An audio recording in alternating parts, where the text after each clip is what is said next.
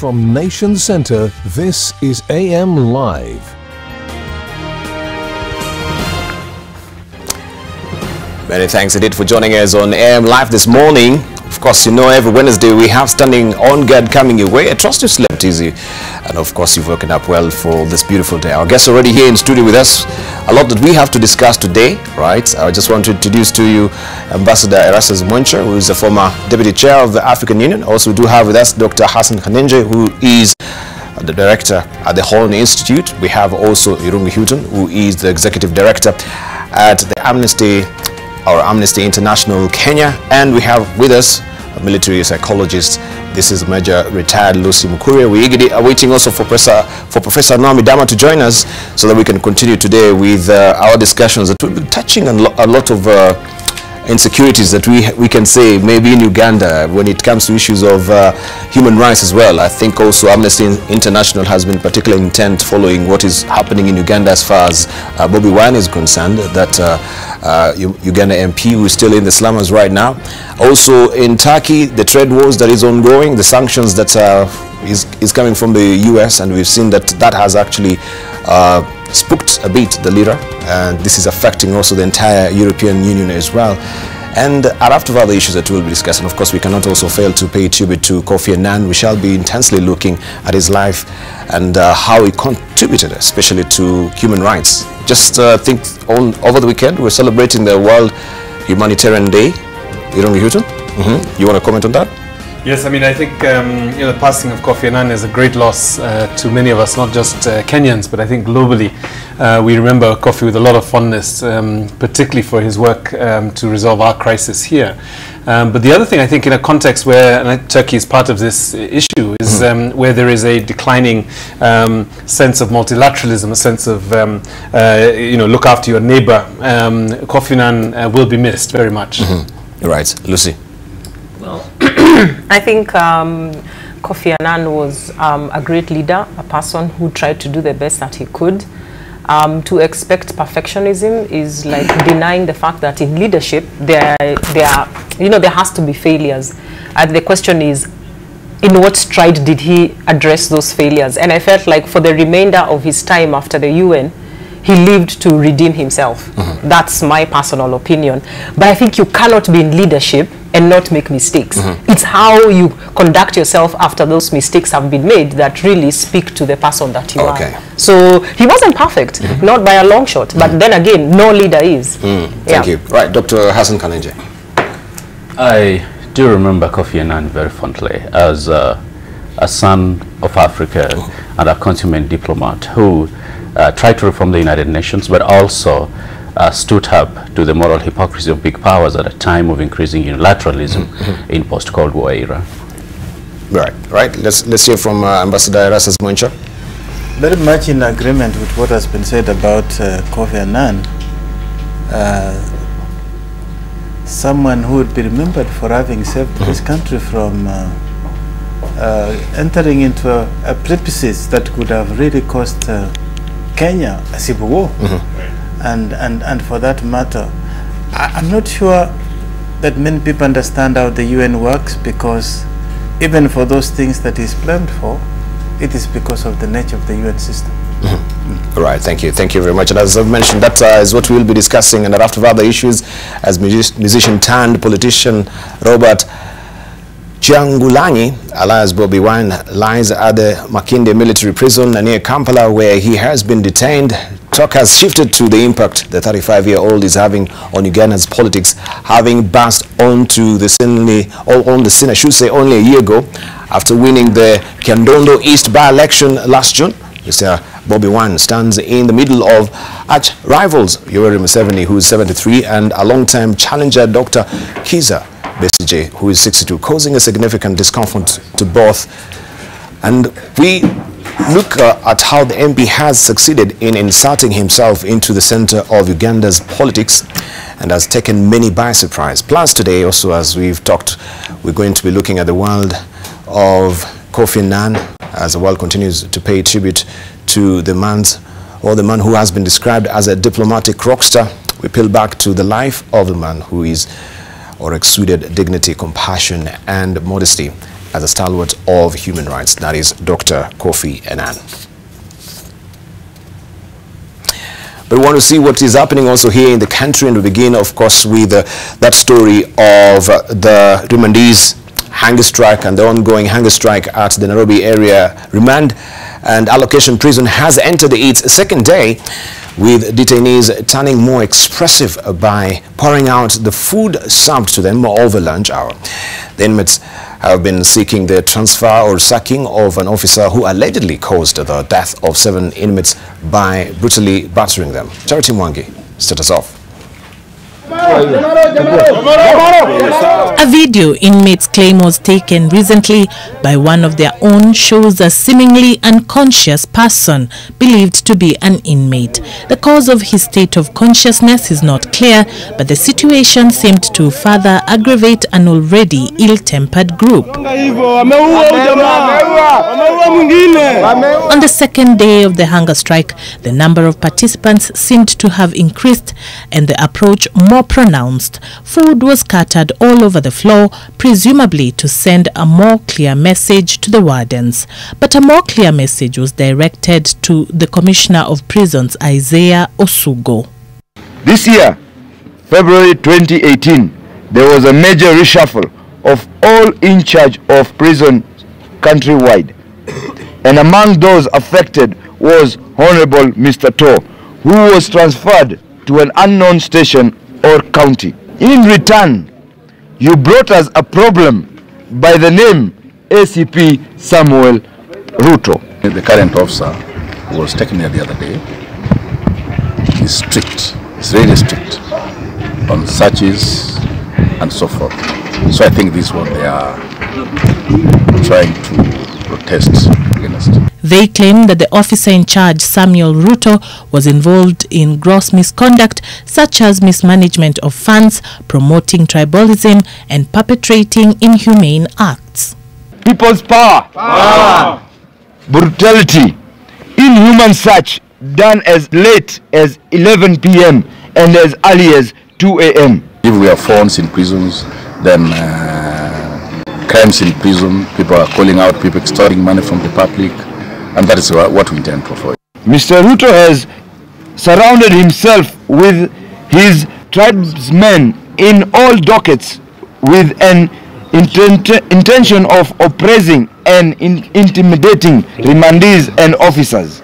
The inmates also shared with NTV pictures that they claim proved the brutality meted on them by the prison officers. They demanded action against an officer who they accuse of being responsible for the death of inmate John Kibowen. No action has been taken. Instead, Samuel Ruto has been covering him. The inmates have also accused the officer in charge of failing to fulfill promises made to them with the aim of improving their welfare. They also accuse the management of exploiting them by selling commodities at an exorbitant price at the prison canteen. Like KDF is being sold at 100 and outside it is only 50 shillings. People's power!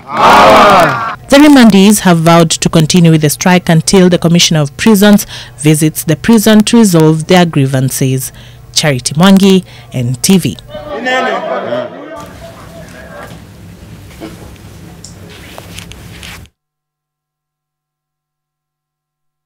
Well, it's a good place to have also Amnesty International Kenya weighing on this particular story done by Charity Mwangi. And of course, I want to also go back to Irungi Houghton to tell us more what he thinks about what is ongoing as far as this hunger strike is concerned with our prisons, especially with the prison reforms that we've been talking about in this country. So first thing, I think, as I watch that, I really think, there are certain moments in our lives where you see history catalyze in a moment, and that's one of them. To have inmates speaking very clearly about their right not to be abused, and the allegation that one remandee may have died as a result of brutality is really an interesting moment. I mean, and also I think for us, we've had comrade power, I think, from students, but actually to hear it from remandees and inmates is an interesting thing. The first prison in the history of Kenya was opened in 1911. And since then, of course, we have had many years of imprisonment. Of course, it was initially a colonial instrument, but it has become very much a Kenyan one. And over the last, I think, decade, if not a couple of decades, we've seen many reforms within our police, within our prison systems, leading to a lot of things that I think we can be proud of internationally. 2 weeks ago, I believe it was, 2 weeks ago was the International Prisoner Day. And that day was called many years ago by countries that wanted to ensure that even if you are incarcerated for crimes, even serious crimes like manslaughter and murder, that you would be trained humanely, and that our prison services globally would not be places that you throw criminals away and lock away the key, but they're correctional services. These are places where people can go and be rehabilitated so that they can return to society as productive citizens. And I think what we're seeing here really is an example of when things go wrong. It would have been great to have had the Commissioner of Prisons on the panel today, because I think he probably would be in a better position to speak to this. And I believe actually we're about to see a change of guard in the prison service as the Commissioner is stepping down and a new one will be appointed. So I think this is an interesting moment for many reasons. All right. Let's hear from Hassan Kanenje. Debarl, incarceration does not negate your humanity. You don't stop being a human entitled to certain rights just because you are incarcerated. And I think a lot of people are aware of some of the horrible and horrid conditions sometimes that exist in our prison and prison cells. Now, having said that, while we don't have a complete picture of exactly what is transpiring, it's also true that there's been an increasing presence of contraband, and including phones in our prisons. And sometimes prisoners are actually using that material to con Kenyans of their finances and stuff like that. So I think it's important we take a more critical look at actually what is happening. But I don't think just because someone is incarcerated, they're not entitled to certain rights, or they should be abused or in any way or sense like that. I think recently we had, I think 2 years ago or 1 year ago, we had also some members of parliament who are actually taken into prisons because of hate speech, and they promised, to come and bring about, I don't know if it was a bill, so that we could actually see the prisoner, the prison state in this country being changed. And of course, they went through that harrowing torture many Kenyans do in prisons. But up to now, I think that one just stepped off. Nothing has ever happened since then. Erastus Bwencher? Yeah, well, let me begin with what Irungu was saying, that we seem to have set our systems under colonial period, but we've never changed that mode of operation, where it was to torture and to kind of humiliate.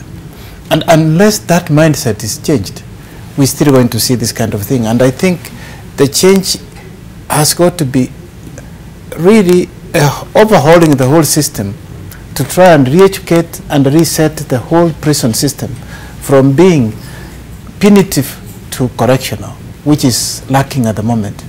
Having said that, I think sometimes we may also be looking at it from one point of view, because you've known that some of the crimes are even being committed for the people when they are in prison. They use mobile phones, they are bringing in drugs. So there are two sides to this story. And as the comment was, some of them, wanted to have freedom to do certain things. So there are two sides to it. And I think that's what the critical point that Hassan is talking about, that we should try to dig in and understand what is the background behind it before we just make a judgment. Lucy? I mean, I have been very proximate when it comes to prison, working with prison warders, working with prisoners, and having a personal investment also in prison. And the state of our prisons, honestly, is shocking. It is bad. But the badness of it, the dehumanization of it, is not only on the side of the prisons, but the prison warders as well. So when I see such a report, for me, I just think to myself, I need to know more. Because one thing we know about the facilities that we have is that if you do the right thing, people will come against you. You know, if you're trying to stem contraband goods, if you're trying to stem homosexuality, if you're trying to align the prisoners within a certain program that they should follow, because even in prison there are still cartels, you know. So I would not make a judgment about that. I would wait to actually hear more about what this situation is. But I want to also support Ambassador Mwencha when he says that we need to move away from that colonial mentality, you know. And it's not just in the prisons. It's everywhere. I've been wondering a lot about us Kenyans recently, but you know, it is this idea of correcting behavior and living by a mindset of shame, of fear and punishment to correct anything that might be going wrong. So I think that's the biggest predicament we have, not just in the prisons, but in the schools, in our workplaces, in our homes. I think we just need an overhaul of how we do business. I think it is just time. Right. Professor Naomi Damba, good morning, good to see you. Good to see you, Debarl. Debarl, I concur with my colleagues here.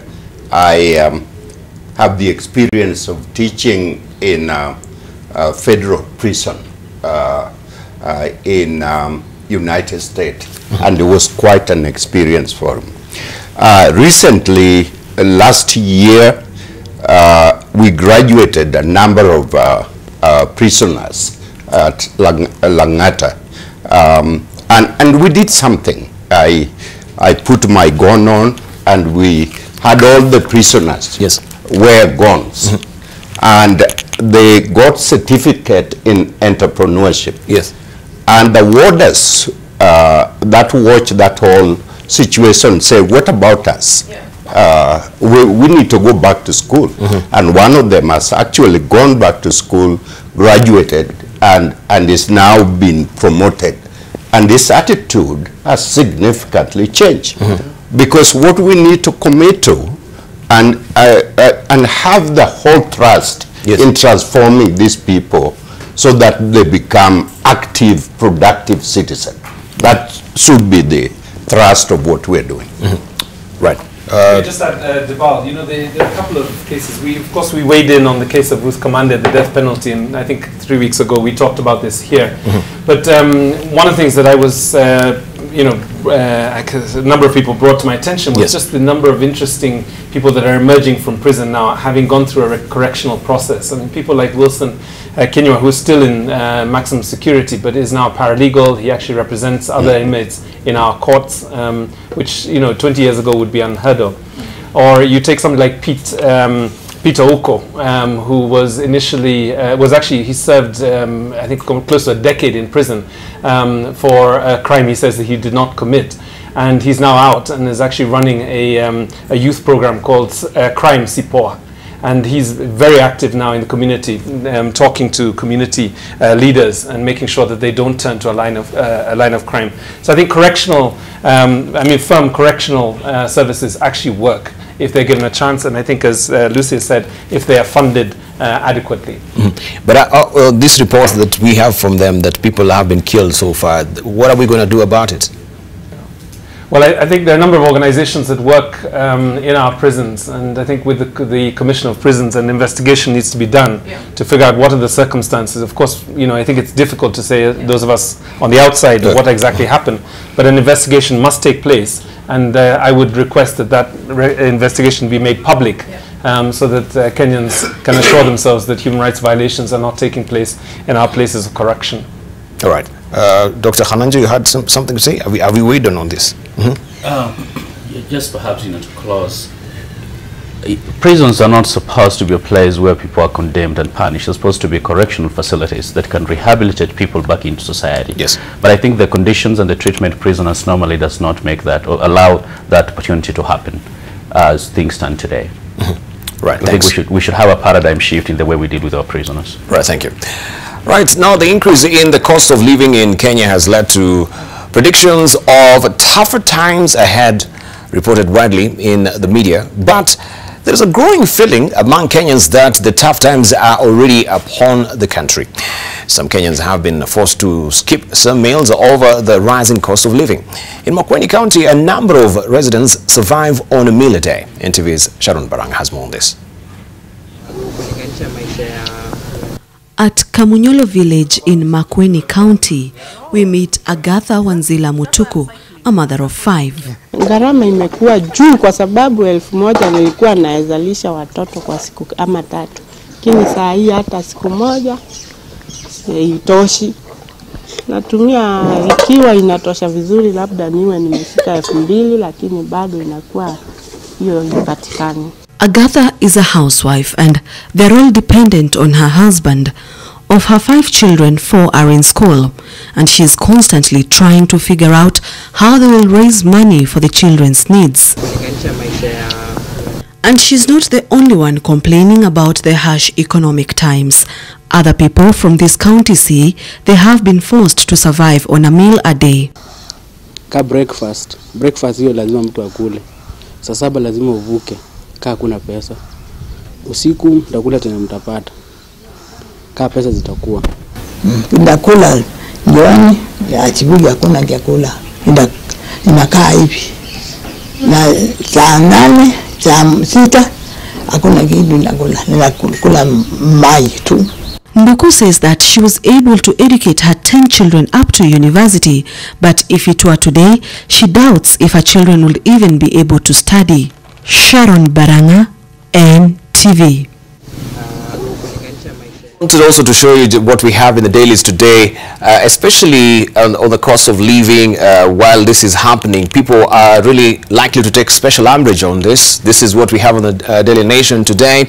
Sports Ministry in 1.7 billion shillings scam. This is another scam that we normally talk about. So on one hand, we are paying taxes. On the other, we are losing a lot of money. And it goes on to say that 3.5 billion shillings total allocation to the Ministry of Sports, Arts and Culture for hosting of the Global Youth Championships. Half of that money cannot be accounted for, according to a report by the Auditor General. What? That's a probing question there. It's simply impossible considering the amount of work that was put into the event, says Sports PS Kirimi Kaberia. But with all sincerity, I'd like to look at the report to give an informed statement. There is really nothing to hide.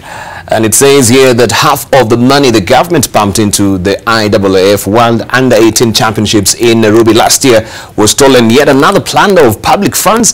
The loss of 1.7 billion shillings out of an allocation of 3.5 billion shillings comes close to the theft of 9 billion shillings from the National Youth Service over the past 2 years. In sheer audacity, while money at the NYS was lost through payment of supplying air, theft of IAAF funds was perpetrated through single sourcing, undelivered supplies and lack of documentation, and there is still 138 million shillings in pending bills to be paid. You have a special coverage of this on page 5 in the Daily Nation today. Talking about the cost of living, maybe I should remind you before you step out of the house, or you should come out early, because there is likely to be a strike here. This was in the Business Daily that was reported yesterday. Fuel tax protest of a vow to paralyze transport or traffic, and it says a group of motorists has announced, I should say, plans to paralyze road transport today. This was reported yesterday, while business leaders have warned of a looming surge in the cost of living as pressure mounts on Treasury to shelve 16% tax on fuel starting next month. Motorists Association of Kenya, a lobby which champions interest of private vehicles owners, has said it will mobilize car owners to park cars on major roads for 3 hours today, which is Wednesday, from 7:30 to 10 a.m. And the Kenya Private Sector Alliance, a mouthpiece for business leaders, yesterday also released a statement. It continues on page 4 of the Business Daily. This was yesterday's, and this is just to warn you, if this is happening, maybe you need to step out of the house so that you're not really caught up in this particular gridlock that will be here today. But back to our panelist, with the skyrocketing, of course, taxes that we are paying as wananchi. This is bound with that particular story that we had from Sharon Baranga this morning. Kenyans are suffering. Coming the 1st of September, of course, that 16% fuel levy will be slapped on motorists, and this is what now we'll be experiencing. Many people will be affected adversely, and we will see maybe even transportation lockdown, because people will be protesting. Matatus also may be protesting as well, and you'll be affected. So where are we headed as a country? We want to hear this from our panelists as well. As far as skyrocketing prices in this country continues to be, it seems then it can be a security threat, because we're discussing about security issues here. Let's just begin with you, Erastus Mwencha. Where are we as a country? I read about the IMF report on their way out, having been in Kenya for country assessment. And I was left very much worried, because I saw in that report that all this was coming. And it's coming on the heels of a country that is struggling, particularly in the business sector, because if you look at manufacturing sector, it's been shrinking quite a bit. Agriculture sector, you have seen what has happened, especially in the main sector. It's been struggling a bit, quite a lot, not even a bit. And so you are now getting into a situation where you are not expanding the economy, so you are not creating jobs. And hunger is looming in some of the areas, because you have not handled your maize very well, because that's a staple crop. And then on top of that, you increase fuel price, because once fuel prices goes up, it has a cascading effect. You will see other prices go up. It's not just 16 shillings. Then you will see transportation, you will see prices go up. This is not a very comfortable situation. I would really hope that the government will have a closer look at it. And what it might entail, like what Malaysia has done, is to cancel some of the programs. I saw the president the other day has announced that they are not going to embark on new programs, but it might mean that even going further to have a relook at some of the expansionary programs that we have, because it looks like we are spending more than we can generate, and therefore the taxes are going up and up to close the gap, and the debt and all that. So it's not a very comfortable situation. All right, so is it a tinderbox waiting to explode, Irungu Houghton? I think we have to recognize the level of indebtedness and the economic mismanagement and the economic crimes that we have been experiencing on a daily basis are now coming home to roost. What is sad about it is that we as citizens and as taxpayers, we are going to experience that in two ways. One is that we will lose the services that have been promised under the 4 pillars, but I think what's more worrying for me is that we are now going to see price hikes and tax hikes like the way we've seen. I think the third thing that I wanted to just say on this one is how important it is for us to continue to become more economically literate about what is happening in the country, and not see this purely as an inconvenience in terms of our travel plans, but really, and I can see Lucy has today has brought her biking outfit. I hope we can all get a ride with her. She came cycling, leaving the studio, because really she's already adjusting. She's adjusted already, which is great, because I guess that strike action is about to happen in 1 hour's time. But really, I think the key thing for us is just to ask the question, are we now back to the era of policy conditionality by the IMF? Because this was essentially advice that came from the IMF. Now, I'm old enough to remember what it was like to live with structural adjustment programs, where our local policymakers had very little room to move. And I'm just wondering whether we're back at that stage, where actually our capacity to maneuver is now being curtailed by the IMF. All right, 130 shillings per litre. I think that's the highest we have in the entire world, right? Yes. As we speak. And Lucy, tell us the secret. Yeah, you've already started cycling today, because you know you can't keep up with this particular price. I mean, I think it's just being adaptable. But it's also making a statement, in my view, about the options that ought to be available. I know cyclists, are viewed as poor people. You don't have a car. What's wrong with you? But, you cycle to keep healthy. You cycle to keep the air clean. And I think up until the other day, we thought that the push that right now is happening to have non-motorized transport become an everyday thing is a new thing, until I saw a photo of the 70s, I think, and Uhuru Highway actually had a cycling lane, you know. And I want to just speak broadly about the uncertainty at which we are living in, because I have been reflecting on it, you know. I'm 38 years old. I am at that point where, you know, Generation X ended and the millennium, you know, point started. So I grew up more as an outdoor person. We are that generation that used to collect tadpoles thinking they are fishes and take them home until they become something else. But that's because there were streams in Nairobi. I am second generation Nairobi. You know, in the evening, we used to like walk out as a family and go to a field as our community neighbors, and people. There was these guys who used to come and they would put up a screen and we would watch movies. Outdoor movies. Yeah, outdoor movies. Nobody would attack anybody. It would start at 8, and even at midnight, people would still be there, outside, and it would be safe. You know, we lived at a time where there was that mabati, you know, dustbin. And the city council would snake through the estate and pick up that trash, collect it properly and take it away.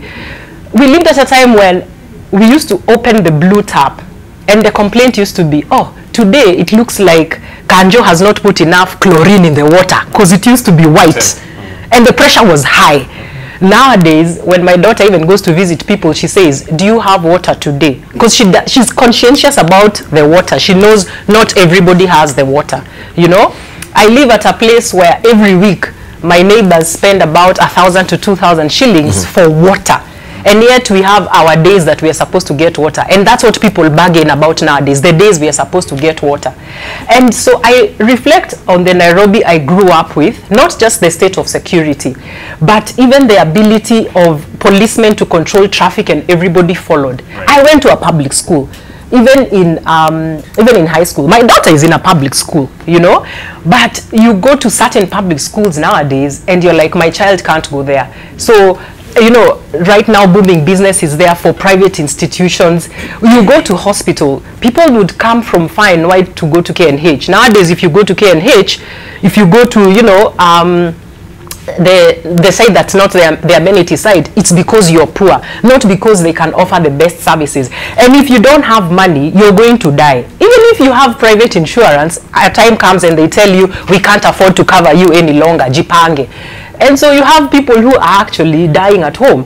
So I look at how we grew up and to see how, you know, our parents were able to have school, medical, outdoor activities taken care of, and they were able to provide for us other avenues of, you know, visiting places where we could expand our thinking. But nowadays it's different. Nowadays we've like given up on the public amenities. Yes. It's almost we've exonerated the government and said, you're not responsible for this. We shall privately acquire these things. But what has happened is that now people are working harder to support things that should be provided for at, you know, as a public amenity. That doesn't leave us with enough time to imagine, to be creative, to begin to think about things we can do beyond our basic needs. Now we are talking about food. Honestly, food and brain development are connected. Government when it comes to the provision of basic services, and I think we should just give it back to them. Like, you know, you go to a hospital, there's no medication, you protest and say, where is my medication? Because what has become clear over, there used to be a dispensary where you could actually go and be attended to. Those dispensaries are no longer there. There used to be a field where people would go and play and watch movies, like I said. Those fields are no longer there. But we all kept quiet when all these things were happening. You know, and that just needs to change. And the lands were grabbed. Yes. Okay. So this is a consequence of all that. So this thing of addressing, let's address demolition. Thank you. I mean, come on. Erastus Moncha. Well, I had commented, but if you want me to comment again on Did this, you? Okay, sorry, maybe I missed the sequence. Let's just go to Dr. Hanenje. Yeah. Just going back to the conditionality that we are trying to fulfill for the IMF. Was it World Bank or IMF? IMF. Yes. we actually put ourselves in this. We are piling up debt at unacceptable levels, and anyone who has a counter observation, they're not being economically honest. And I've heard some voices, especially some commentators, talk about, oh, U.S. Debt is this percentage. They're forgetting the Federal Reserve can print out dollars and not have a significant effect on the U.S. economy. We cannot print out dollars. We can print out shillings, which will lead inflation into the Zimbabwe way. So we can't afford to do that. Now, having said that, there's also an interesting dynamic when it comes to the price hikes in this country. We've rarely seen a drop in the price of oil in the international market be accompanied proportionally by a drop in fuel prices in Kenya. A lot of times, a barrel will move from $130 to 60 or even to 30. But in this country, you're only going to get 10 shillings off or 3 shillings off. And that is something that has to be checked, because what I think is sometimes these are cartels that ensure that the prices do not go too low in this country. And so that also has to be checked. However, one thing I'm concerned most, especially with the increase in price, is the fuel price increase tends to have a domino effect on all other goods and services. And so the Kenyans, not only are they likely to feel the pain at the pump, they're going to feel the pain at the store, in milk, in transport, and in everything else. And that might also affect us, actually, and affect this economy in terms of inflation and stuff like that. So I don't know exactly what the government, in terms of the policy it has in addressing this, because it's going to happen. If we have to buy fuel a litre at 130, that is almost twice the price it's going in the US, I think, right now. More than twice the price. You know, we really can't afford that. And I think our government should have a much broader strategy in trying to raise money that is not going to affect Kenyans, especially an average Kenyan who is going to suffer immensely, because that's also going to mean that they have less money to pay to the exchequer. They have less money for taxes. So it becomes a little bit oxymoronic to actually do something that's contradictory at the same time. Right. Dr. Professor Nomi Damba. Debarl, allow me to compare and contrast the early American situation with the situation we have now. And let me directly talk about the C word, corruption. Not cancer. The other one. Corruption. Corruption correlates strongly with the poor performing institution. Bad institution allow corruption to get out of control. Corruption weaken the government and take everything that we know. In early Americans, there were 3 families that ran about 1900 that ran the country: the Rockefeller, the Carnegie, and the Vanderbilt. Most Americans were poor. There were extreme income inequality. And in Cleveland, Ohio, where I live, there were 250 mansions. It's called the Millionaire Row. And the rest of the people had no electricity and no water at a particular time. Now, flashback to where we are right now. We know the president is fighting one of the biggest wars in the country. And majority of the people are sitting back and asking, what's the president going to do next? What's the president going to do next? All of us have a responsibility in this war.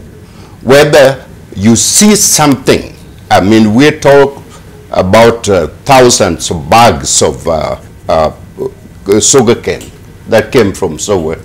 And now we are talking about rice, which is not fit for human consumption.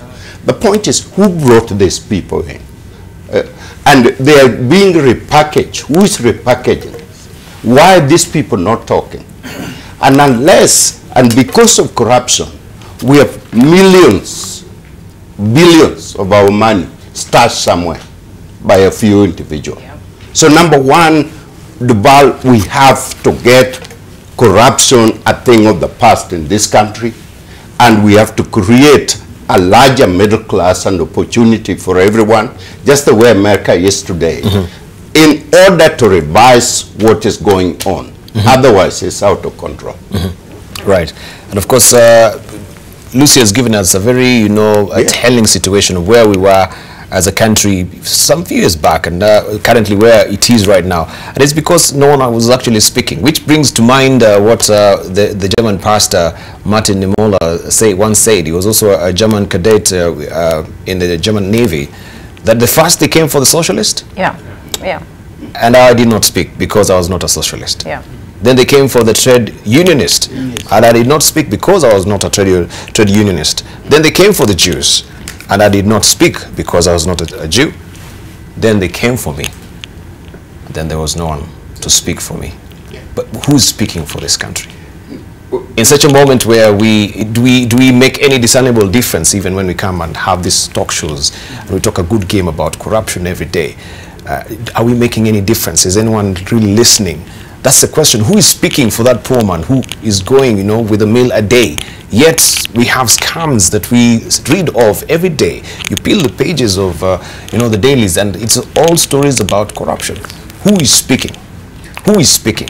That's the question maybe I should ask. Who is speaking? Are we doing enough to speak? Debarl, let me just respond to that, because I feel like you are at a point where I was, I work in the space for veterans, and my work enabled me to get an opportunity of really hearing the pain of veterans and soldiers and their families. And when you talk about who is speaking, I'll follow it up with who is listening, but I'll also follow it up with who cares. And I think for me that is the point. Who cares? There are a lot of things you read in the newspaper, for example, but I'll tell you, this month, for example, the pension for veterans was delayed. I know you guys don't know about that. It's not made public, it's not recorded anywhere, and the veterans who suffer just call each other and say, man, when is this pay going to come in? There's even no structure where somebody can actually go and ask the government that they served, the nation that they served, where is my pension? How come it's delayed?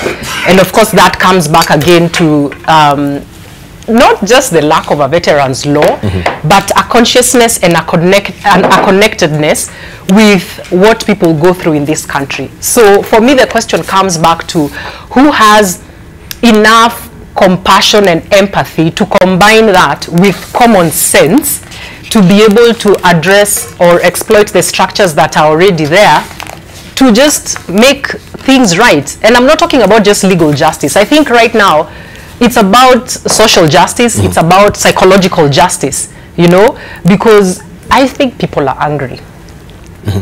But are we angry enough? What does that mean? Angry enough? To take action. You can just be angry. What sort of action?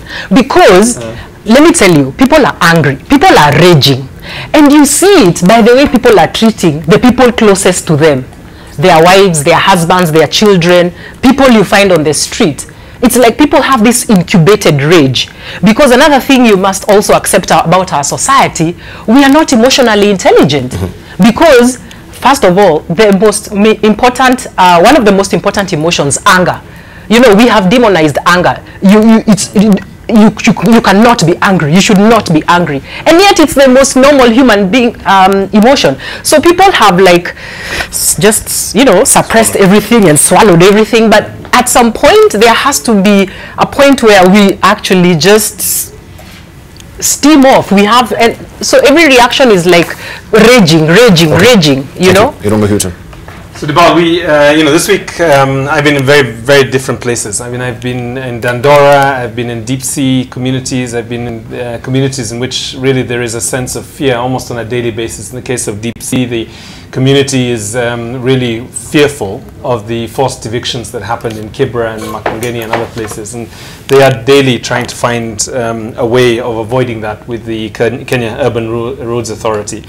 But actually, to be honest, one of the things that I have a slightly different perspective. I'm actually very proud of this country because I do see the contestation that is happening. I do see the struggle for decency. I do see the struggle for dignity. this morning I'm going to be in, I'm going to be in Mathare, and I'm going to be talking to young activists who have put together a social justice center. And these centers are happening all over the city now, where people can actually go and be trained on various things. They are now documenting state abuses. They are reaching out to the local police stations so that there is a collaborative community policy, policing policy. So there are many things happening in the country which in many ways are the signs of a democratic society. That much of this is non-violent. And that's really important for me, that actually we begin to behave in a manner in which the Constitution has allowed us to behave, or has called us to behave. We are free to express our views, we are free to assemble, we are free to organize. And if people think that Kenya is in a very dark space at the moment, I think we just need to look at what's happening in Uganda. Right? Where none of the freedoms that we currently enjoy, including the freedom to be able to demonstrate against 16% or 15% fuel taxes, that's not available for many of the people. So I think for me, actually, I think the question is really, what would it take for us to find an expression as a society that leaves everybody safe, leaves everybody free of wanting the very basic things that keep us as dignified citizens. All right. And of course, I would love you to keep me company as you're watching AM Live this morning. But I want also to remind you about this fuel tax protest that will be taking place today. This was in yesterday's Business Daily. Just to prime you, if you've not heard of this and you're joining us this morning, a group of motorists has announced plans to paralyze road transport today, while business leaders have warned of looming surge in the cost of living as pressure mounts on the Treasury to shelve a 16% tax on fuel starting next month. Motorists Association of Kenya, a lobby which champions interest of private vehicles owners, has said it will mobilize car owners to park cars on major roads for 3 good hours on Wednesday, which is today, from 7:30 to around 10:30. So if this is bound to happen, then we're going to be experiencing a very major gridlock this morning. So make sure you step out of the house early so that you're not caught up in this particular dragnet. We want to see now what is happening internationally.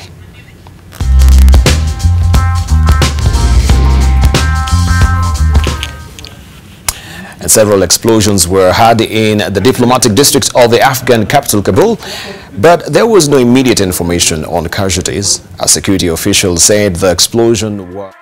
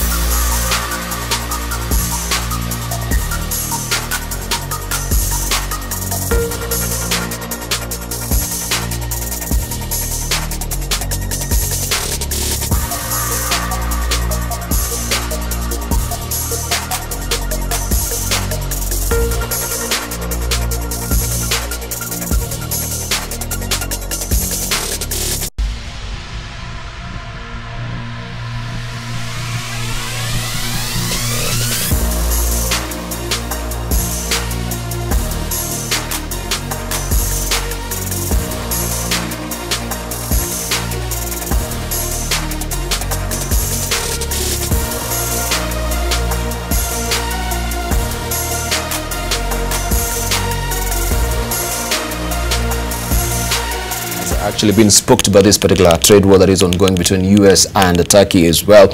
Let's just get from the foreign expert and diplomacy expert. This is Professor Noami Damba. What is your reading on this? Debarl, there is bubbling underneath this is a very worrying trend. Turkey housed one of the largest American Air Force base. Turkey is a member of NATO. Erdogan is fairly extremist in his views on how he ran that country. He is re-elected, he's bold, and on the other hand we have the Trump that is completely unpredictable. And when these two folks meet, I don't expect anything positive to come out of this. I mean, first of all, it is wrong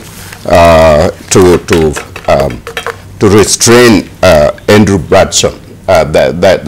That's absolutely wrong. But I don't think Trump is going to follow the normal diplomatic way to solve the situation. He may react very angrily.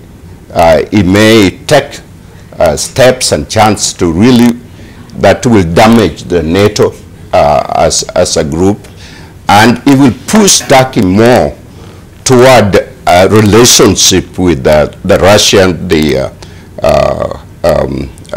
and then move and frustrate all reforms that is taking place in the Middle East, and we may see the kind of war we have not seen.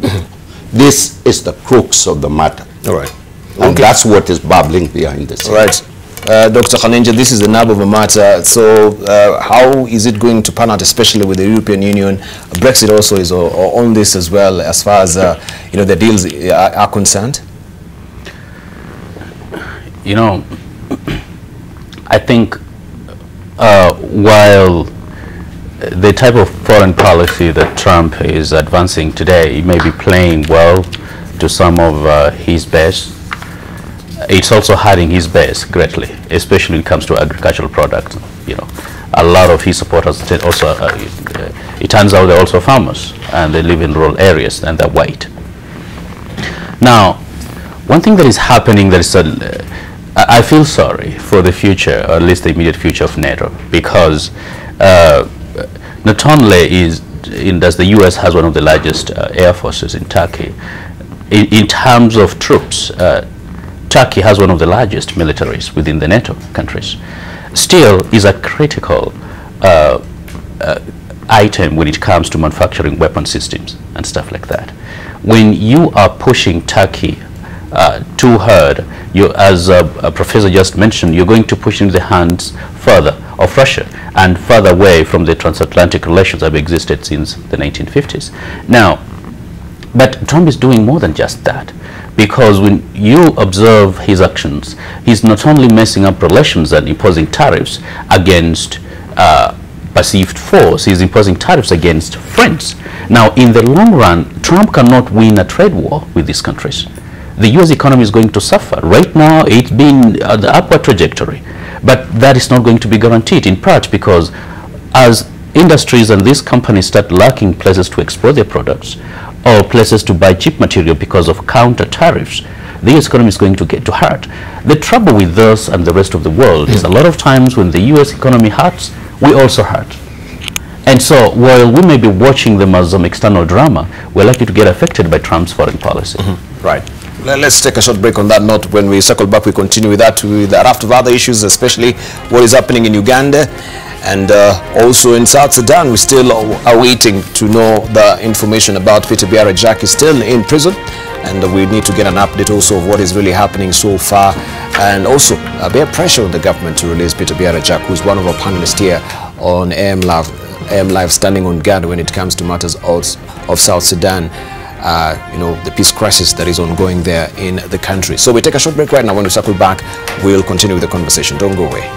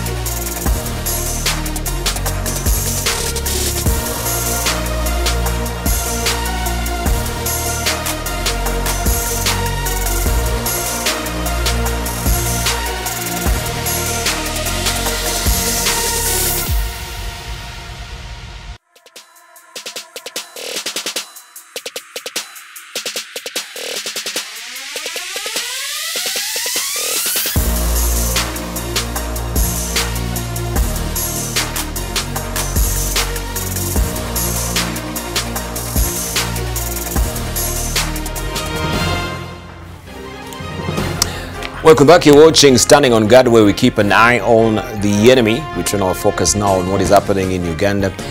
Even as musician turned politician Robert Kyagulanyi, alias Bobby Wine, lies at the Makinde military prison near Kampala, where he has been detained. Talk has shifted to the impact the 35-year-old is having on Uganda's politics, having burst onto the scene only a year ago after winning the Kyandondo East by-election last June. Mr. Kyagulanyi stands in the middle of arch-rivals Yoweri Museveni, who is 73, and long-time challenger Dr. Kizza Besigye, who is 62, causing significant discomfort to both. How the MPs have succeeded in inserting, or he has succeeded in inserting himself into the center of Uganda's politics has taken many by surprise. Plus also, the world continues to pour tribute to the man described as diplomatic rock star. We peel back to the life of the man who is or has exuded dignity, compassion and modesty as a stalwart of human rights. This is Dr. Kofi Annan. And we want to just begin with what also is on the front page of the Daily Monitor in Uganda. Torture turning citizens against government, says Mufti. EU delegation visit MP Zake at Lubaga Hospital near private hospital. Private doctors also examine Bobby Wine. This story continues on page 4 and 5 of the Daily Monitor if you're waking up in Uganda. Also, you can see there, journalists battered in line of duty, speak out. This also is on page 3 inside the Daily Monitor of Uganda. I want to show you also a related editorial cartoon that we do have from People Daily this morning. This has been drawn by Stano. Bobby Wine, this foolish fire can never ban a revolutionary. That is what he has drawn for us this morning. We want to turn back to our guest today, and of course, in light of the human rights violation, we can begin with you, Irungu Houghton, to just tell us, seeing what has been happening so far, as far as the journalists were battered, also to see Bobby Wine still, you know, I think right now is given medical attention. He's been beaten black and blue, and we saw him also, you know, coming into the court with assisted by crutches. What is happening in Uganda? I mean, I think the situation has spiraled to a point where it needs not just regional attention but international attention. We've seen tremendous violence against the two members of parliament, Bobby Wine in particular, but also to the other 31 leaders from his home area. Yes. They attempted to place him into a military court that was condemned by the retired Supreme Court judge. We've seen European Union diplomats come in, and many Ugandan musicians speak with great concern about the treatment that he's going through at the moment. And I think the advisors of our Deputy President must be kicking themselves to have organized a visit at a time when it really is, it is time that we should all be isolating the government until it makes amends on this case. Amnesty International have declared both members of parliament are prisoners of conscience. So in this sense, Bobby Wine basically joins, Kenneth Matiba, people like Gitobwe Manyara, and many of our own Kenyan heroes and national statesmen, if I can use that term. So I think for Kenyans, we need to be very concerned. What's interesting about this is that Kenyans have actually not slept through this trauma of the last week or so. Tonight at the Power 254, there is a concert in honor of Bobby Wine. Yes. Tomorrow there is a demonstration, a procession that's being organized, or a march that's being organized to the Ugandan High Commissioner to protest at the lowering of East African standards for democracy. So I think in many ways we can be proud of Kenyans that at a time like this they are standing with democracy in Uganda in a manner in which we hope that the President and the government will see fit to withdraw the intimidation and actually in many ways release unconditionally Bobby Wine and his colleagues. I should just mention, just the last thing is that you know, Ugandans have been completely brave on this issue. I mean, there's a woman, I'm trying to remember her name, but I think it's Honorable Ingrid Turunawe, and her video went viral 2 days ago, and she basically was trying to get to church, and the military had placed lots of spikes across the road. Not once but twice did she get out of her vehicle and throw the spikes aside and continue to go to church, and she kept shouting, "I am not going to your home," to the chief commander. "I am going to church, and that is my right." And that kind of courage really gives us hope that Uganda will come through this stronger and much more reaffirm that democratic societies are really the future. Autocratic states are like planes on autopilot. They operate, they continue, they're not able to adjust according to the weather, and I think what we will see if the state in Uganda is not able to autocorrect, that we might have a situation that this will spiral even further. Thank you. And of course we, in an interview with a local TV station before the MP's arrest, Dr. Besigye said that the young politician, this is Bobi Wine, cannot electorally defeat Museveni under current circumstances, suggesting that Dr. Besigye did not want to lose the main opposition politician tag to the young Turk. And there is this back there and fear, especially with the young men right now who are rising and challenging the status quo, especially in East Africa, and one of which also is Dr. Peter Biara-Jack in South Sudan, who's still also in Islam as well. But let's just hear from Ambassador Erastus Mwencha. You know, one of the things that President Museveni was credited for when he came to power in 1986 is improving the security situation in Uganda, which was really terrible under Amin. And the NRM was set up as a people's defense mechanism. In fact, it is through NRM that you ended up with what you can now call Uganda's People's Defense Force. Yes. But what is worrying is now the very army that brought all these securities now turning on the people and doing this kind of thing. But having said all that, and I want to agree with what Irungu said, I saw some good news coming out of the army. They apologized to the people for what has happened. They have also promised to arrest all those army. So it remains to be done, to be seen what is going to be done. Now, having talked about the violence aspect, let's now turn to the politics. It must be informed by having changed the constitution and people now worried. President Museveni himself at one stage did say very clearly that if people don't have a mechanism for changing regimes peacefully, they can resort to, armed struggle. This statement is coming to haunt him. I think he should go back and really open space, allow this young generation. I mean, Bobi Wine is 30 years old. He was born when 35. 35. I mean, this is the guy now who's struggling to come to fame. And so you have a generational struggle here.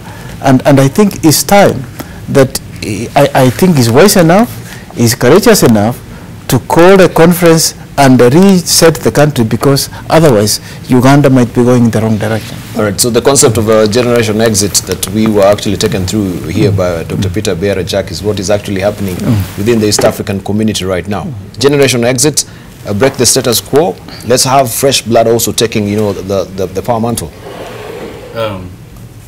Yeah, first of all, while it may sound like Besigye might be afraid of Bobi Wine, I don't think he actually is. Bobi Wine cannot electorally defeat President Museveni under the current circumstances, but even when circumstances are actually great, just because of what we know about Ugandan structurally and the history of it. So he is not going to defeat President Museveni. But looking at the parties, according to this news that we have, he arrived on the political scene by sweeping on to an easy victory a year ago in the by-election for Kiandondo East constituency in Wakiso near Kampala, in a result that was seen as a defeat for both the Besigye and Museveni's national resistance movement. And even going by this by-election they just had, is the same scenario. Yeah, number one, we've always known, including this country, urban areas, and Kampala has never exactly been pro-Museveni. And there are certain areas that are always voted for the opposition. You remember in 1992 election, I think Ford Asili swept Nairobi. But then, you know, it lost a lot of people in the countryside. Now, just to try and perhaps answer Ambassador Mwenche's question, is wondering, I'll use some two quotes that Museveni made in two different times. In 1993, Museveni said, I have no sympathy for those who resist democracy. Power belongs to the people.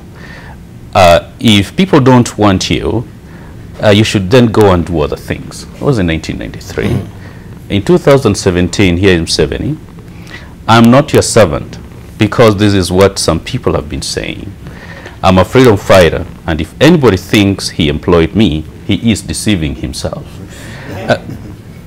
Yeah, African leaders have this chameleon syndrome. They're in big-time turncoats, and they, you know, what he's saying, he's changing in the light of changing circumstances. But changing circumstances because he's been powerful so long, and perhaps he thinks he hasn't achieved what he wanted, and he's not secure enough to even hand over or perhaps pave way to leave power. Now, it doesn't mean that just because people can still elect you, then you should be in power. We know Nyerere probably would have been re-elected again if he ran for president. Right. Barack Obama did mention that if I chose to run, he would actually have won. There's no way Donald Trump would have been Barack Obama. It was his third term. But to be able to leave a legacy, to leave something behind, it's incumbent upon leaders to pave a way for a new generation of ideas, not exactly of young people, because young people does not mean you have fresh ideas. We have some young people in this country who probably, they're in parliament, but I don't think they even know what standing orders are. Yes. You know, yeah. So we should not just be looking at, because Bobby Wine, he's very popular, but I also don't think he's very sophisticated when it comes to actually how to make laws in Uganda. Correct. Okay, so we need a new generation of young, of ideas, not just young people. Correct. You understand? And this is part of what I think Museveni is resisting. But of course, as he said, either you go, if you don't allow people to bring change by the ballot, they may bring change by the bullet. And if he continues, I think, pushing Ugandans in this direction, Uganda is going to become more violent. However, one of the promise that Irungu just mentioned about, you know, this lady who was very persistent, is this is something that has actually been lacking in Uganda. What is happening in Bobby Wine has been to BCG a million times. The organized civil society and principled citizens who are willing to pay the price, including death, to bring about change in Uganda. And that gives me hope. Right, let's hear from Lucy. I think there's a uniformity of the sort of consciousness that is in East Africa right now. They say that the best way to go is to use the wisdom of the old and the energy of the young. The sun must set, it must rise. We must just stick to the natural way in which even the world operates. You have your time, you let others have their time. But I think what we are having is this idea of just holding on to power and not being able to give it up when the time comes. And for me, this speaks a lot to probably the leadership personality that I think is so lacking in the world, regionally, you know, even in this country as well, where leadership is seen as something to be held on to and to feel safe, as opposed to a service that is provided for people for the purposes of prosperity. One of the people I admire the most, who I can, you know, think of right now at the top of my head, who I think was very courageous for his time, and I think any person in leadership can emulate, was General Tonje. I admire him greatly, and I hope to meet him and just, you know, sit at his feet. And he did something in the military during that time which was seen as pretty radical, you know, saying serve for a certain amount of time, set an objective, achieve your objective. You know, he said, you know, there are no women or men in the military. They are only service personnel. Let, you know, women marry, let them have their children, you know, just humanize the whole process.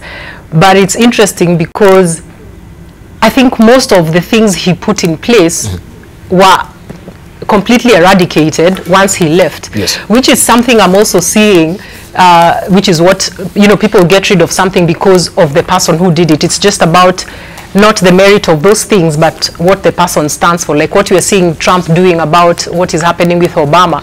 I don't know, I just feel like you can't be sure anymore about the people we elect in office, because when they want to be in office or they want these leadership positions, they align with us and we think we are together. Then when they get there, they change their minds. I don't know what people drink there. But of course, yeah, no, it's true. So what is happening in Uganda is not unique. And for me, I wish the people of Uganda all the best to just keep pushing. You can't put a civilian to a court martial. Does their constitution allow that to happen? Yeah, that's all the other question. Because I mean, the whole thing is ridiculous. With Dr. Besigye, he's actually from the military in the first place, isn't it, right? True. Yeah? Yeah. For Bobby Wine, it doesn't make any lick of sense why he should actually be thrown into the military court. But even for Besigye, it doesn't excuse it, because even at that time he was already retired. So this is just flexing military might. So even as much as the military apologized, which is really cool, it's never been heard of before, let us see whether they're actually going to execute this court. I'm surprised at how fast it was put together, number one. And for anyone who has actually been in the military court before, we know this person has been touted to be a very potentially a person who's actually a big threat to the government when it was Besigye. So can we say the same also for Bobby Wine? Is he such a threat so far? Why should he be taken to the military court? Debarl, I thought Museveni was more intelligent than what we're saying. Museveni is not reading the handwriting on the wall. Debarl, there are about 200 million young people in Africa right now, including Uganda, who some majority are desperate, majority want change, and change now. And this fellow has been there so long that yesterday he was quoted, he can fight, you know, he fight Timothy. So here in Kenya, he can do this, he can do that. That time is over.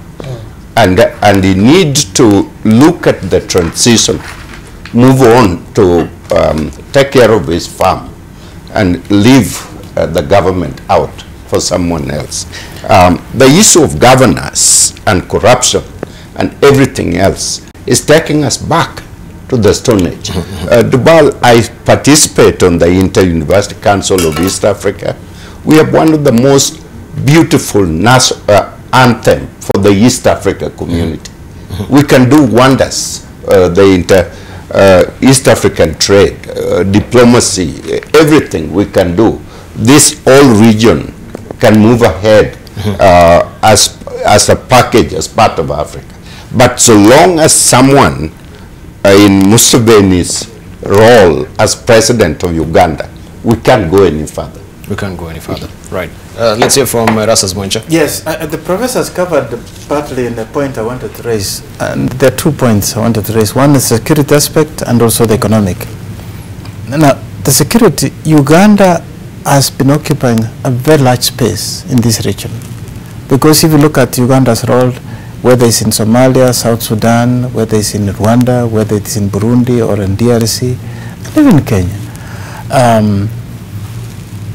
Uganda is a major player, and any instability in Uganda will affect this region in a very significant way.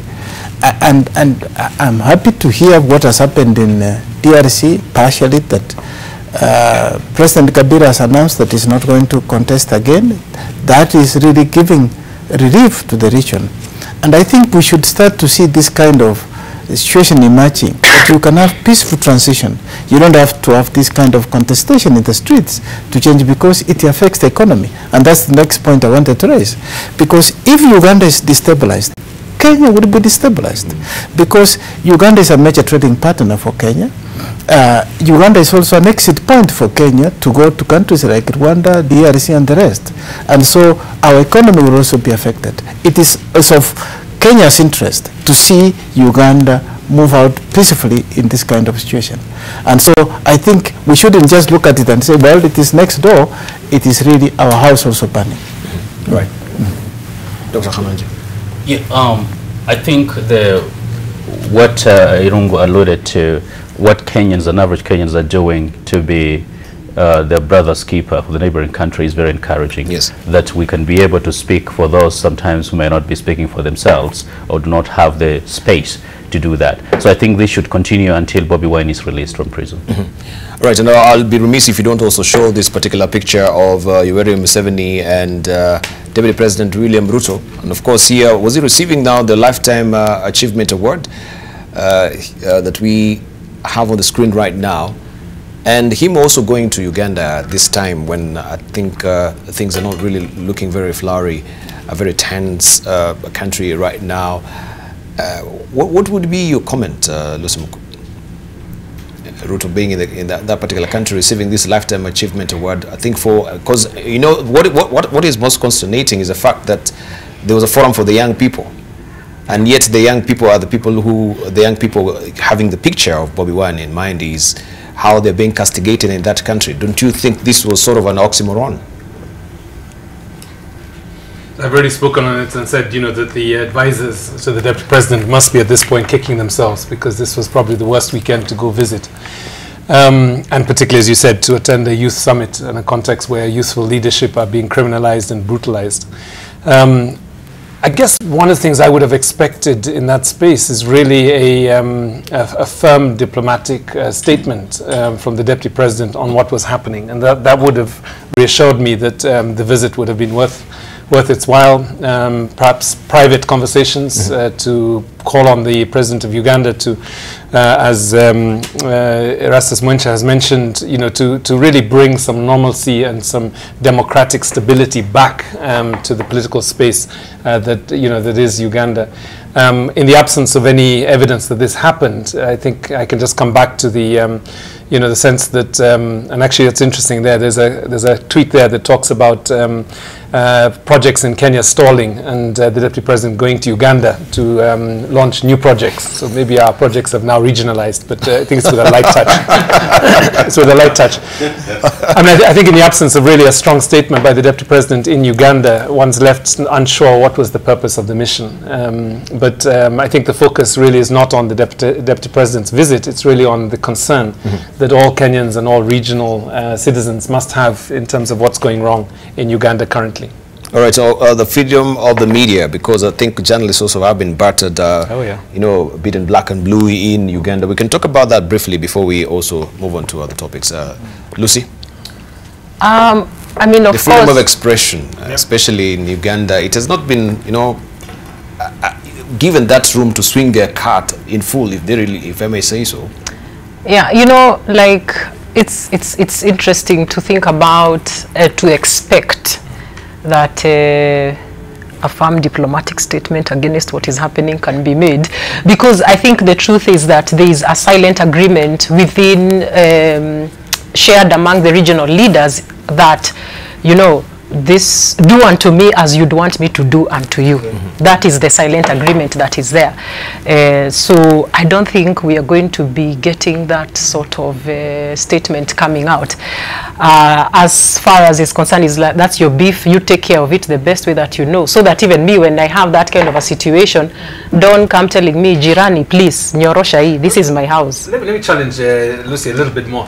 I mean, that may be an agreement among them in the bathrooms, they're mostly male leaders, so maybe as they're doing their business, they have this agreement, don't call me out if I brutalize my journalist. Yes. I won't call you out. Yes. But I think, Erastus Mwencha is probably the best person to speak about this, because I think the thing that for me fundamentally indicates a departure from the Organization of African Unity and the African Union is really this principle of non-indifference, right? And actually, as we're remembering Kofi Annan, the right to, what is it called, the right to protect, the responsibility to protect, was really something that emerged during Kofi Annan's time, that actually we cannot turn a blind eye, we cannot close our eyes in a situation where our neighbors are burning. And I think, you know, the bathroom agreement is one thing, but I think we now have a diplomatic principle that says, no, it is not acceptable for you to allow your your neighbor citizens to be brutalized while you are able to speak out on this issue. And I agree with you, but let's look at the reality of things. Even right now, the people standing up for Ugandans are your everyday Kenyans. Not anybody in government. I'm just making an observation. I'm not saying that, you know... You're not justifying it. Yes, I'm not justifying it. I'm just making an observation. So, of course, until that time comes when, you know, there can be enough moral courage to call each other out, but to also make peace, then maybe we'll have something going on. The bathroom rules will prevail. Inaitangwa ati locker room talk. All right, we want to talk about this man who is, of course, on yesterday's, who was on yesterday's editorial cartoon. This is Kofi Annan, 1938-2018. And we know that the former United Nations Secretary General and Nobel Peace Prize laureate Kofi Annan died on Saturday at the age of 80, according to his foundation. Annan, Ghanaian national, died in hospital in Bern, Switzerland in the early hours of Saturday in Geneva. The Kofi Annan Foundation announced his peaceful death with immense sadness after a short illness, saying he was surrounded in his last days by his second wife, Nani, and the children, Amakojo and Nina. Annan served 2 terms as UN Secretary General in New York from 1997 to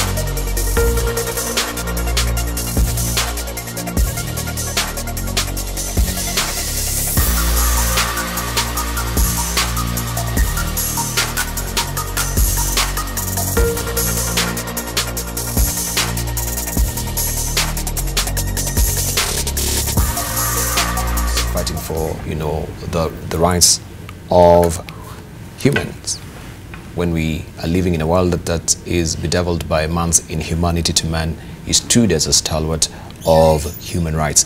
Just begin with the Executive Director of Amnesty International Kenya, just remembering Kofi Annan and working in collaboration, of course, the organization with the UN in light of fighting for human rights violation in the world. How do you remember him?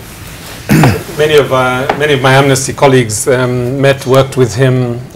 Some of them moved on to the United Nations. I think it's important, as we remember Kofi Annan, that we also remember that there are a lot of great Africans that currently serve the United Nations, and that we should not wait until their passing to recognize them, to give them support. I'm particularly impressed, as always, with Amina Ibrahim Mohammed, who is a very strong Pan-Africanist and internationalist, and she is very senior within the United Nations now. But I think Kofi Annan will remain, probably as for many years, will remain one of our greatest diplomats for many reasons. My favorite Kofi story is how he redeemed me in the face of my daughter.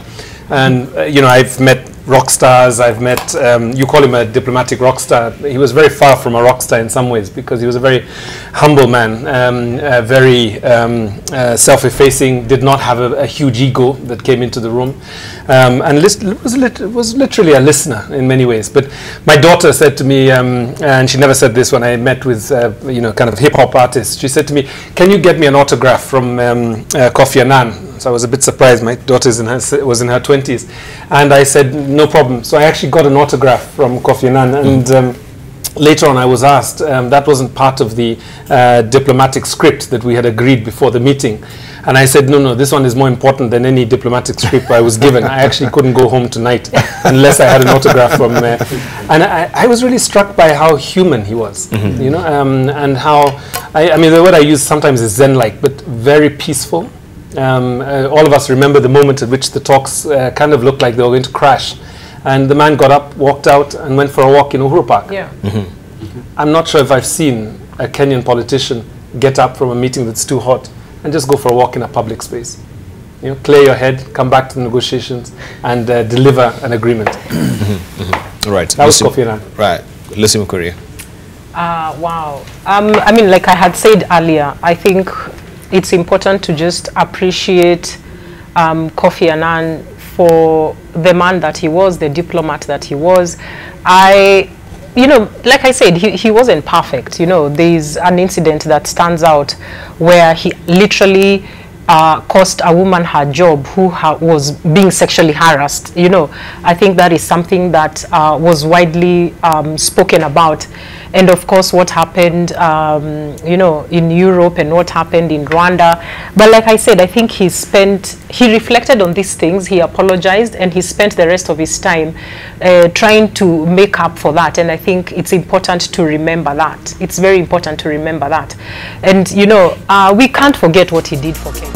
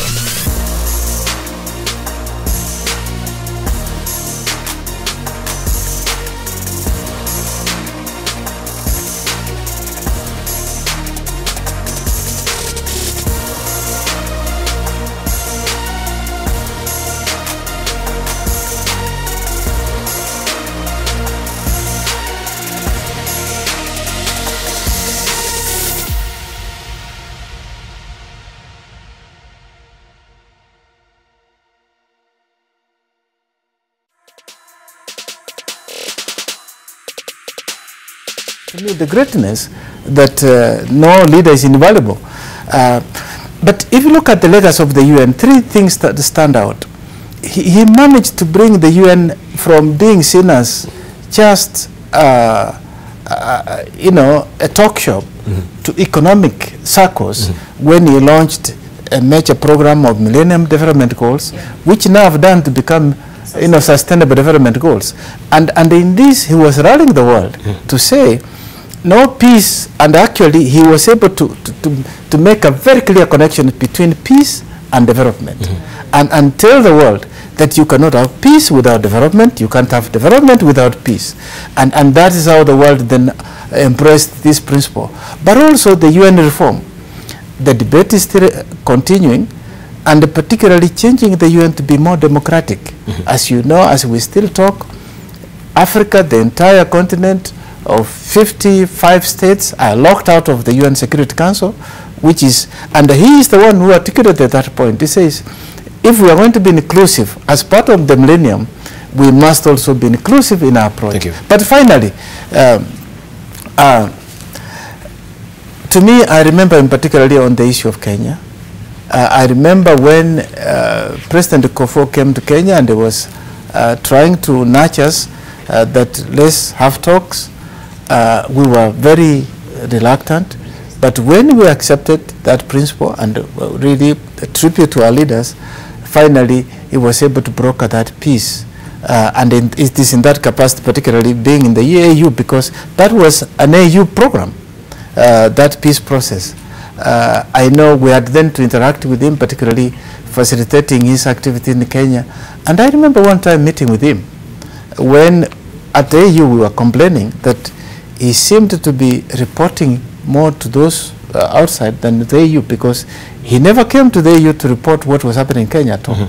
And there were quite a number of people upset. But he then told me, in fact, I was just telling him that, look, everybody's upset with you. He told me a very profound statement. He says, people have accused me that I report to everybody else, but the whole thing I have kept it to myself. Because in brokering peace process, the first thing that you need is to keep your head focused, keep your contact with the parties concerned, look at issues that you need solve, break them to pieces, and come up with doables. And I have focused on that, and I didn't think that it was necessary for me to grandstand to come and report what is happening. Thank you. Thank you. Let's hear from Dr. Khanaj. Kofi Annan was an ordinary man with an extraordinary vision and diplomatic prowess. I think outside Mandela, we've not had any other African who's held that stature internationally and even within Africa. Kofi was the moral voice of the downtrodden. Even within the United Nations system, in the process of reform, he advanced something that big powers have stayed away from, that is social and economic rights of not just people in the global south, but even people in the global north. This is something that was very testy to a lot of big powers. Their responsibility to protect, which advanced more than any other Secretary General in the United Nations. It is something that is working today and is helping save a lot of lives in countries, especially when governments start killing their own people. Now, some of the things that Kofi has been accused of having not done very well, a lot of it actually has to go back to the Security Council itself. It was more the failure of the Security Council to act. He was against the war in Iraq, and he was right. We can't accuse him of that. We know what happened. Now, the bombing of the embassy in the staff in Iraq, you know, he's accused more by the West of how, you know, as a failure, which the invasion of Iraq was the work of the West that, you know, messed up Iraq in the first place. And so when we look at Kofi Annan, what he did, what we hope is that our people and our leaders can learn something from him. He was such a giant, and yet he was so humble in his dispositions. Without him, those tough times of January 2008 and February, I don't know where Kenya would have gone. And so it is something that we hope going forward, even in the history books of our curriculum in schools, we should teach our children some of these achievements and some of these personalities that have come to embody what is best among us. Thank you. Finally, let's hear from Professor Noami Damba. Debarl, first of all, I concur with most of what has been said, but let me say a few things. He was an effective diplomat. He was a shrewd negotiator. He was intelligent strategist, and he was the first employee, like Ambassador said, to move from employee to become Secretary General of United States. Of course, representing Africa as the first. He helped, there was a question regarding really the status of UN that Ronald Reagan challenged, and particular Bush threatened to cut funding out of the United Nations.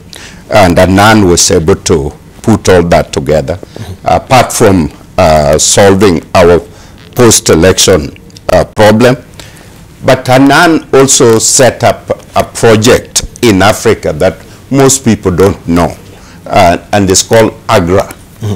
Annan believed in sustainable food security for Africa. And that program is actually headquarters in Kenya, with a branch in Ghana. But to summarize it all, Annan now joined Nelson Mandela, Martin Luther King Jr., Albert Luthuli, Wangari Maathai, Ellen Johnson Sirleaf, Barack Obama, Ralph Bunche, and Desmond Tutu. Thank you. And the hero. Thank you very much. And of course, we'll be remiss if I don't show you this particular book, a very compelling account of his intervention as a U.S., as a UN diplomat. This is a book there by Musa Vizade, just giving an account of what really Kofi Annan was all about. And I just want to close as we're winding up. Allow me just to lift it, right? If you come up back to me on page, as we're winding up on page, he talks about the account that he had here in Nairobi, and tucked away these words on page 191. And we talked about Museveni extensively, and he says, yeah, Museveni called me at the Serena Hotel in Nairobi where I had just arrived. He said he had a peace plan that both the government and the ODM were willing to work with. It was based on their first accepting the results of the elections. He then asked me to come to State House, the residence of the President of Kenya, to meet and discuss the plan. I had seen too many ploys in my career to be caught by this. It seemed to be that Museveni and Kibaki fancied a scheme that demanded that all accept the election results, and to publicly spin my visit as endorsement of his plan. I made my excuses that I still had to call all the parties before I could make any visits. When I called Odinga, my suspicions were confirmed. He said there was no chance they would accept Museveni as a mediator, whom they saw as biased toward Kibaki, nor had they been consulted on this. The Museveni initiative ended there, and he left 2 days later. You can buy the book, of course, to get this compelling account of this as we're winding up. I would really want to thank you, our panelists. We're stuck for time. We need to wind up here. Professor Noami Damba, thank you for coming through. The Vice Chancellor of KC University, also expert on foreign policy and defense. We want to thank you also.